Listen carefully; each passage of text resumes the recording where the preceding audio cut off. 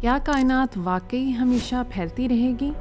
ہمیں عام طور پر یہ سکھایا جاتا ہے کہ کائنات پھیل رہی ہے اور یہ پھیلاؤ وقت کے ساتھ تیز ہوتا جا رہا ہے، مگر اگر یہ تصویر مکمل نہ ہو تو اگر کائنات کے پھیلاؤ کی رفتار کے بارے میں ہماری موجودہ سمجھ میں کہیں نہ کہیں کوئی خامی موجود ہو۔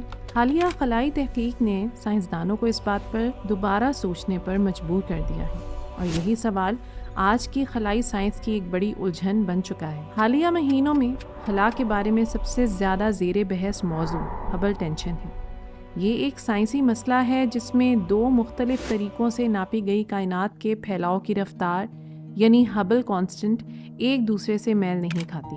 ایک طرف جیمز ویب اسپیس ٹیلیسکوپ اور ہبل اسپیس ٹیلیسکوپ کے مشاہدات ہیں جو قریبی کہکشاؤں میں ستاروں اور سپرنووا کو دیکھ کر پھیلاؤ کی رفتار ناپتے ہیں۔ دوسری طرف کائنات کے بالکل ابتدائی دور کی روشنی یعنی cosmic microwave background ہے جسے پلانک مشن نے ماپا۔ حیرت کی بات یہ ہے کہ دونوں نتائج میں واضح فرق موجود ہے۔ سائنس یہ بات تسلیم کرتی ہے کہ دونوں طریقے سائنسی لحاظ سے درست ہیں، مگر پھر بھی ان کے نتائج مختلف کیوں ہیں؟ یہی وہ نقطہ ہے جہاں سائنسدان رک کر سوال اٹھا رہے ہیں۔ کچھ محققین کا خیال ہے کہ شاید ہماری کائناتی ماڈلنگ میں کوئی ایسا عنصر موجود ہے جسے ہم ابھی پوری طرح سمجھ نہیں پائے، جیسے ڈارک انرجی کی فطرت یا گریوٹی کے قوانین میں کوئی باریک تبدیلی، لیکن یہ سب ابھی مفروضات ہیں، حتمی نتائج نہیں۔ یہاں سائنس ایک واضح حد کھینچتی ہے۔ یہ بات یقینی ہے کہ کائنات پھیل رہی ہے، مگر یہ پھیلاؤ ہر دور میں ایک جیسا رہا ہے یا نہیں، اس پر تحقیق جاری ہے۔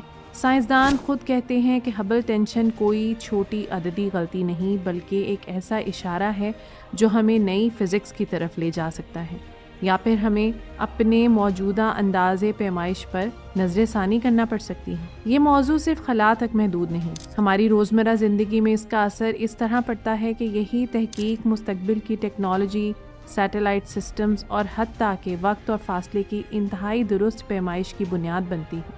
تعلیم کے میدان میں یہ مسئلہ طلباء کو یہ سکھاتا ہے کہ سائنس کبھی اسٹیٹک نہیں ہوتی۔ جب ڈیٹا پرانا نظریہ چیلنج کرے تو سائنس سوال اٹھانے سے نہیں گھبراتی۔ بہترین ماڈلز بھی وقت کے ساتھ ناکافی ثابت ہو سکتے ہیں، اور اصل ترقی وہیں ہوتی ہے جہاں ہم اختلاف کو مسئلہ نہیں بلکہ سیکھنے کا موقع سمجھیں۔ یہی رویہ سائنس کو آگے بڑھاتا ہے اور یہی رویہ انسانی اداروں کو بھی بہتر بناتا ہے۔ آخر میں ہبل ٹینشن ہمیں یہ یاد دلاتا ہے کہ کائنات اب بھی اپنے راز مکمل طور پر ظاہر نہیں کر رہی۔ ہم نے بہت کچھ سیکھ لیا ہے، مگر شاید سب کچھ نہیں۔